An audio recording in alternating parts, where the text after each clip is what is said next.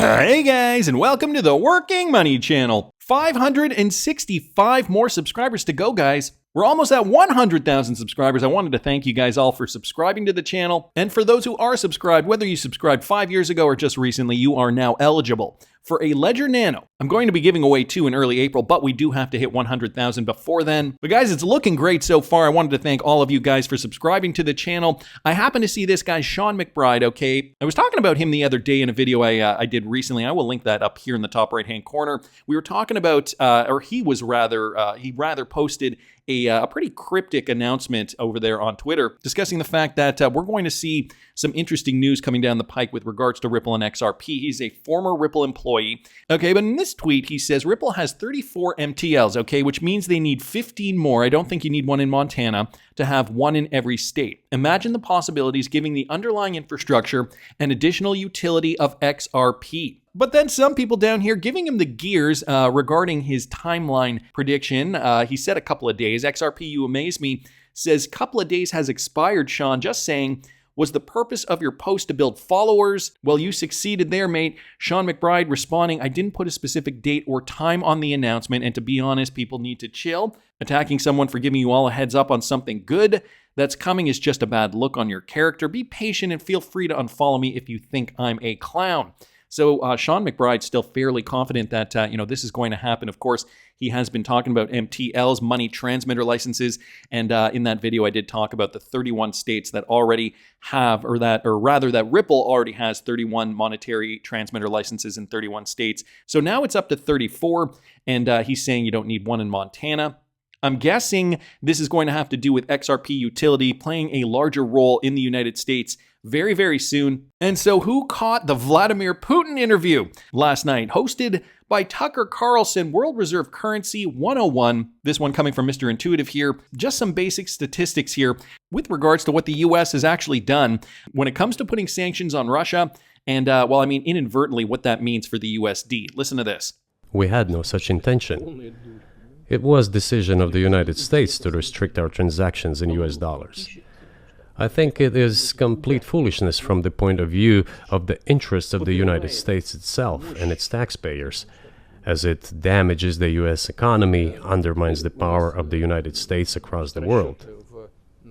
By the way, our transactions in yuan accounted for about 3%. Today, 34% of our transactions are made in rubles and about as much, a little over 34% in yuan. Why did the United States do this? My only guess is self-conceit. They probably thought it would lead to full collapse, but nothing collapsed. Moreover, other countries, including oil producers, are thinking of and already accepting payments for oil in yuan. Do you even realize what is going on or not? Does anyone in the United States realize this? What are you doing? You are cutting yourself off. All experts say this. Ask any intelligent and thinking person in the United States what the dollar means for the US. You're killing it with your own hands. Wow, bombshell announcement by Vladimir Putin last night in the Tucker Carlson interview discussing the US dollar and how Russia and China, he gives that example there, are now conducting more business than ever in their own fiat currencies, the digital ruble and the digital yuan, respectively. Now, leveraging DLT technology, of course, because that is just the most efficient way to make these payments. But it goes to a bigger picture, guys. United States, US dollar dominance becoming diminished. Vladimir Putin has now gone on the record and said it. But, the bright side, silver lining, we are seeing, at least Sean McBride is saying so, we are likely going to see more XRP utility in the United States in the coming days. I mean, he said in a couple of days, hopefully we get some kind of bombshell announcement very soon, maybe next week. Today is Friday, February the 9th, so chances are we probably won't get anything over the weekend. Anyway, wanted to thank Mr. Intuitive there just for posting that. Michael Branch, guys, also bringing us this more XRP utility with regards to the validators. Okay, XRPL EVM validators will be paid in XRP. Here's the lowdown. Okay, brief synopsis here. XRPL EVM validators will be paid in XRP, boosting the token's importance in the ecosystem. The EVM sidechain will be recognized as part of the XRP ledger with no immediate plans for a separate name. So they are saying they're going to amalgamate this within the XRP ledger. and they're going to be using XRP to pay for these to be used to pay for these transactions. The integration benefits developers by simplifying project launches and supports DeFi initiatives for financial innovation. So again, those are just the basic points here. I will link this article in the description. It's not that long, but if you guys want to read the full thing, I thought I'd just bring that to your attention. Wanted to thank Michael for posting that. We've also got some interesting news here, guys, from NatWest Bank. This one coming from Mike Manfield here. NatWest becomes the first bank accepted into UK open banking DPS. And for those of you guys who do not know, NatBank is actually using XRP indirectly. This is an article back from August of 2020. And if you scroll down here, I'm just going to scroll down here. It lists, 10 banks, I think. The article lists the banks that are currently using XRP technology, Ripple XRP technology from back in 2020. And you can see a list of banks here. One of the banks, though, where was it here? Right, it was number 9 here, Royal Bank of Scotland. If you look here, the Royal Bank of Scotland, along with NatWest and Ulster Bank, is one of the NatWest Group's retail banking subsidiaries. So these guys are actually using XRP through the Royal Bank of Scotland, like several others on the list, as part of the 3.5 billion GBP program. It has produced a proof of concept utilizing Ripple's technology to remodel its technological framework. Many other names of the blockchain and crypto are listed in this proof of concept, showing the excitement for DLTs it has. Furthermore, as a part of this project, it's partnered with Ripple Labs. So through the Royal Bank of Scotland, at least as of 2020, NatWest Bank was part of that proof of concept. So NatWest Bank now, though, has been confirmed as the first UK bank to become a supplier of the Crown Commercial Services new dynamic purchasing system for open banking. And guys, open banking is a huge part. It's going to be a huge part of this new financial system moving forward. The definition, how it works, I'm just going to go over this for a second. Open banking, also known as open bank data. Open banking is a banking practice that provides third-party financial service providers open access to customer banking transactions and other financial data from banks and non-bank financial institutions through the use of application program interfaces. Open banking will allow the networking of accounts and data across institutions for use by customers, financial institutions, and third-party service providers. Open banking is becoming a major source of innovation that is poised to reshape the banking industry. So some key takeaways here too. Open banking is a system that allows access and control of customer banking and financial accounts through third-party applications. This means essentially that, before it was, the bank and you, the relationship between you guys, but third-party applications, because so many things are becoming automated, we're going to see a lot more of this. Open banking is basically now the left hand talking to the right hand, so to speak, if you've heard of that term before. Whereas before, there'd always be friction in the middle. So computers, blockchain technology, DLT, being able to communicate a lot of the processes that had to be manually done in the past. Open banking has the potential to reshape the competitive landscape, as we know, of course, more efficiency. And open banking raises the potential for both promising gains and grave risks to customers as more of their data is shared more widely. So more of our data is going to be shared through this, of course. As an example, I guess, if you do need, information from, let me think of something here. Information. Let's say your bank needs information from your insurance company. But before it was a big rigmarole to contact the insurance company because they were not communicating with the bank. But through open banking, now they can communicate and get that information, boom, like that. So now NatWest is jumping on board here. All UK public sector entities, such as the central government, local authorities, NHS, schools, charities, and public administrations will be able to access the DPS.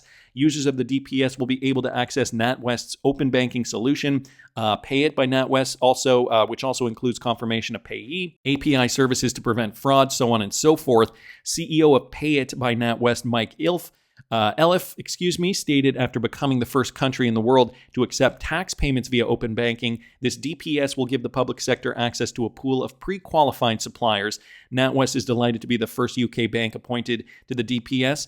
Open banking is a key part of the UK financial ecosystem, and seeing it integrated into the public sector is encouraging. So they're starting this out with the public sector. Of course, NatWest already has a relationship with Ripple, so wondering if maybe part of this is going to be running on the XRP ledger. No news to suggest it is. However, we have noticed the connections before with Royal Bank of Scotland. I wouldn't be surprised if these guys decided to use the same technology, especially considering the XRP ledger is now capable of so much more since this original partnership was originally forged. So anyway, wanted to thank Mike for posting that. More news, guys, for Ripple partner Flutterwave. Their CEO targets faster revenue growth in 2024. These guys have been hitting it out of the park. Olugbenga Agbula says currency uncertainty is driving demand for remittances and foreign exchange solutions. And so here we have Nigerian unicorn Flutterwave is targeting an acceleration in revenue growth in 2024 as the Naira's unpredictable course prompts a search for remittances and foreign exchange solutions. This is all I have. I'm not subscribed to this page, but pretty much a synopsis of Flutterwave's strategy moving forward into 2024. Of course, a lot of these currencies like the Naira are going to be unpredictable. A lot of these African currencies specifically, exotic currencies, I know a lot of them have also been prone to hyperinflation in the past. And so because they're exotic, because they're not liquid corridors, Flutterwave has really had the opportunity to shine in a continent like Africa, where they were founded. But, because there are so many countries there and because it's, been such an untapped market for so long, they do have the potential to really kind of run with the technology, DLT technology running on RippleNet. And so just another headline here, just demonstrating how we're going to see more utility for DLT XRP in the continent of Africa.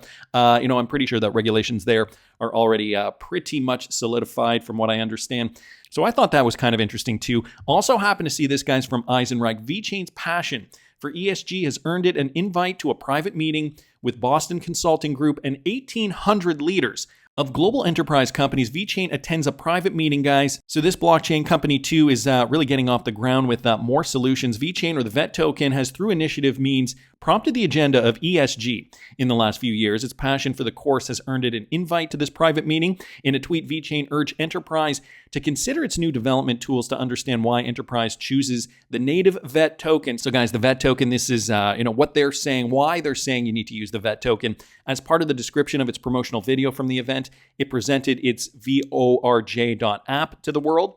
And you guys can see that down here. In the promotional video, Vechain stated that it engages everyone in sustainability. Instead of imaging a sustainable, inclusive, and equitable world, Vechain has innovative approaches to get everyone involved to make a world a better place. And so, again, I will link this in the description for you guys, but just another milestone here for the Vechain blockchain. Obviously looking towards ESG, but also started in supply chain management. I think a very good, very interesting blockchain company here that can change the world. I think has the potential to really kind of shake it up and run with it. I'm really curious to see how this particular cryptocurrency does in the future. Again, part of my legacy portfolio and also part of the $10,000 plus portfolio over there at patreon.com that I've been trading with my Patreon subscribers. Vechain price moving up alongside Bitcoin right now. So we are seeing a bit of life in the Vechain cryptocurrency. Of course, Bitcoin is still the leader of the pack right now, trading at least at the time of this recording, 47,400. Boy, we're getting close to that inter-year high. So anyway, Vechain, another great project here that I like to talk about every now and then just because of the potential there. So wanted to thank Eisenreich for posting that. Considering we were talking about open banking too, guys, FIS is also making an open banking move. This another one coming from Mike Manfield here. So good that I've already outlined what open banking is near the middle of the video. Guys, here's another Ripple-enabled company working towards open banking. So again, open banking means more information traveling to more entities from more entities, and so less friction there. Global financial technology leader FIS has now announced another milestone in its drive to make secure open banking more accessible to its clients and their customers. Agreements are in place with leading data networks, including Akoyo InvestNet, Yodlee, MX, and Plaid to integrate into FIS's open access platform, an innovative new banking solution that enables customers to securely and seamlessly share their financial information with a greater number of third-party financial apps and services of their choice. Now, I'm sure many people are looking at this, listening to this, and saying, well, boy, I don't want all my information being shared all over the place. Yeah, I mean, that part of it, I'm not entirely in agreement with. However, for this new financial system to really get up off the ground, this is part of how they're going to implement CBDCs. I mean, they need, and by them I mean the powers that be, they need to have access to everything about you in order to be able to efficiently make your life better for you. And I put that in quotes because we know with CBDCs, I mean, they all come with a whole other set of problems. But the shift to open banking, okay, that's accelerating, whether we like it or not. In the last year, the Customer Financial Protection Bureau proposed a personal financial data rights rule establishing consistent industry standards for customers' data access and protection. So at least we're seeing, well, they're telling us there's protection there for consumers. FIS's open banking access platform provides customers with the ability to access and share their financial data in a secure, streamlined, and controlled manner. This solution gives customers the flexibility of working with third-party financial institution app providers, controlling what information is shared and who is shared with, while providing them with the ability to revoke access at any time. So that is a positive step, I guess. The solution also provides banks with visibility and reporting on where their customers are sharing financial data, which fintechs they are interacting with, and how frequently. So from what I understand, FIS is actually an American company. I believe they're based out of Florida. And just to show you guys down here, let me just bring it up here. With regards to RippleNet, this was a document from a few years ago, but they are connected to RippleNet. Down here, you can see FIS's integration with Ripple's blockchain-based solution is being used at our clients' businesses for making cross-border remittance payments. The integration covers transaction creation, ingestion into the network, and upfront transparent disclosure of fees and Forex rates before the customer confirms the transfer. So a few years ago, they were already integrated with RippleNet for the purpose of cross-border transfers. And now, guys, we're seeing FIS, an American company, making open banking a reality in the United States. All things that we should be considering. I mean, we should be protecting our finances. Again, once we do hit 100,000 subscribers, I will be giving away 2 Ledger Nanos to 2 lucky subscribers. And I've always maintained, keep your cryptocurrency safe on cold storage. I'm personally, even if there, comes a day when there's the custody available for retail traders, I think I'm still going to be using my own personal cold storage solution. I personally use a Ledger Nano, and I'm going to be giving 2 away in early April, but we do have to reach 100,000 subscribers. I say this too because we've been talking a lot about the Great Reset, but have you heard about the Big Reset? Okay, Mr. Man posting this, the end game and the Great Reset. Read and understand what is required of you. This is a once-in-a-lifetime opportunity. DFTU is where Will Powell says, and guys, this coming from Citibank, okay? So a mainstream bank, they're saying, what is the Big Reset? The Big Reset in financial markets is happening across equity, fixed income, and alternative investments.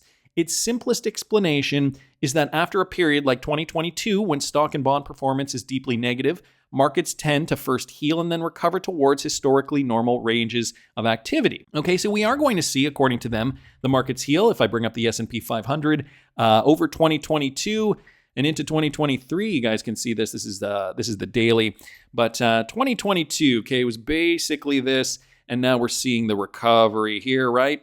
So negative markets over that year. What they're saying is the Big Reset is happening without a major recession. For many investors, the absence of a plunge in financial markets in 2023 could be a mixed blessing, failing to provide the all-clear signal they might prefer to begin investing again. In our view, though, it would be unfortunate for investors to miss this moment, as many asset classes are poised to recover in a fairly synchronous manner, with equity, debt, and alternative investments possessing both unique and related reasons for the return to potential solid returns. This is why trying to time markets will be impossible in 2024. It is time instead for investors to reset their expectations upwards. Investors can potentially benefit from fully investing broadly diversified portfolios. So what Citibank is saying is that all assets are going to be going up at the same time. A diversified portfolio, though, is still prudent. I mean, I'm keeping my eye on the market, of course. I'm heavily invested in crypto. I also do hold some other alternative assets. It is going to be very, very interesting, this bull run. I keep reiterating this, but that's just my opinion. I want to hear what you guys think. Please subscribe to the channel if you haven't already. Like the video if you like the content I'm providing.